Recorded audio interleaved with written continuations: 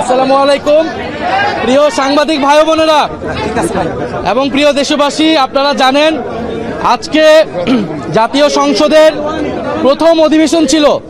সেই প্রথম অধিবেশন উপলক্ষে সরকারি দল, বিরোধী দল আমরা সকলেই অংশগ্রহণ করেছি জাতীয় সংসদের কার্যক্রমে এবং কার্যক্রমের শুরু থেকে নিয়মতান্ত্রিকভাবে সবগুলা অংশে আমরা অংশগ্রহণ করেছি, আমাদের বক্তব্য রেখেছি।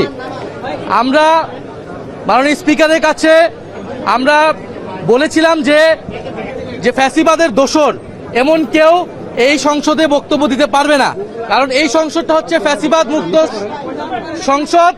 হাজারো মানুষের রক্তের উপর দিয়ে, আত্মত্যাগের মধ্যে দিয়ে এইখানে আমরা এই সংসদ পেয়েছি। সরকারি দল বলেন, বিরোধী দল বলেন, যারা এখানে নির্বাচিত হয়েছেন তারা নির্বাচিত হতে পেরেছেন জুলাই গণ অভ্যুত্থানের শহীদদের আত্মত্যাগের মাধ্যমে এবং ফ্যাসিবাদকে বিতাড়িত করার মাধ্যমে। ফলে ফ্যাসিস্টের সাথে জড়িত এমন কেউ এই পার্লামেন্টে বক্তব্য দিতে পারবেন না।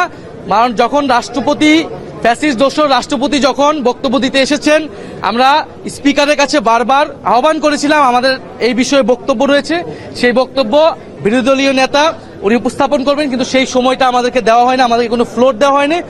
এর প্রতিবাদ স্বরূপ আমরা আমাদের প্রতিবাদ জানিয়ে সেখান থেকে ওয়াকআউট করেছি।